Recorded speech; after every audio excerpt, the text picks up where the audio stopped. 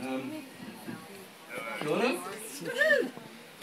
Andy, the best man, if you've met me so far. Got some notes again. Yeah, it's been an amazing day and a really great wedding. Perfect spot for these two, in the trees, in the nature, and Jeff's done a great job. Fantastic day. Thanks to Jane's parents. Amazing, very generous, and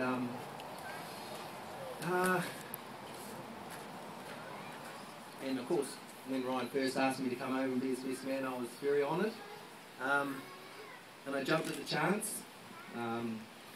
And it was also a good opportunity to get away from my 1.5-year-old son and cash in on a few sleep-ins. So I'm doing a bit of that, making the most of it. And it would have been nice to have my partner Bex and my little man here, but maybe next time. And but Ryan and me, we go a fair way back. He's been a good mate for over a good decade, and I sort of first met back in the day when we were working, and then we were young fellas and we cruised to London. I think I went first, and then Ryan caught up with me over there, and we certainly found a place that we both enjoyed a lot. And it suited us down to the ground. We met Bill there too, and the three of us, we had a good time. And Steve's kind of touched on the fact that Ryan likes a good time, and sort of a silent assassin, and you might not look like the bloke that sort of wants to go the hardest or be with the people that have the best time, but he definitely is. And so we lived a couple of years there. It wasn't, I mean, it's not a long time, but that time we spent there was incredibly influential in our lives. The experiences we had were so intense and so much fun that it did change us, all us three as people, and we still look back at those times as some of the best in our lives, really. And yeah, I mean, like Steve said, dressing up, Ryan used to like dressing up, and then one of the classic times we remember, we used to go to a lot of house parties, and he'd always wear some crazy stuff, and blue pants, sequoise pants with fruit pattern on them, and like a yellow string singlet. Things like this really weren't too much of a trouble for Ryan. And we'd head out and have some good times. And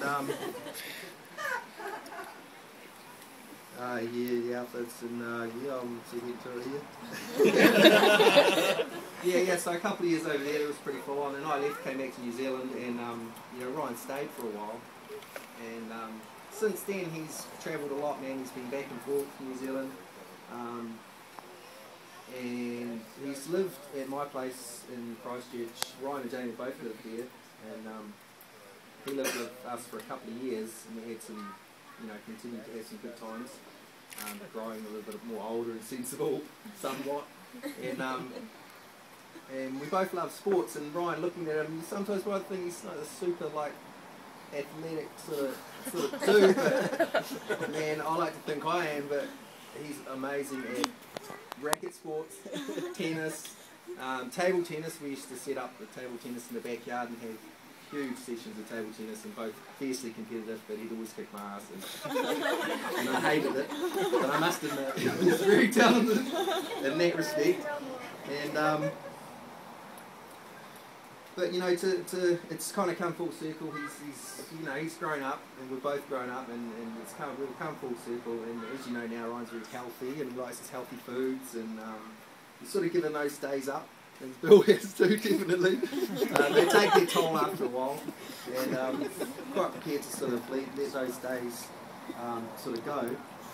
And but he's fallen into the arms of an amazing woman, a beautiful, intelligent, incredible lady, and very lucky.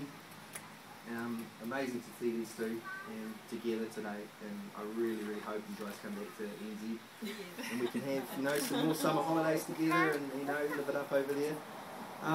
Yeah, so basically I'd like to make a toast. Ryan and Jamie, to love, to laughter, happy ever after.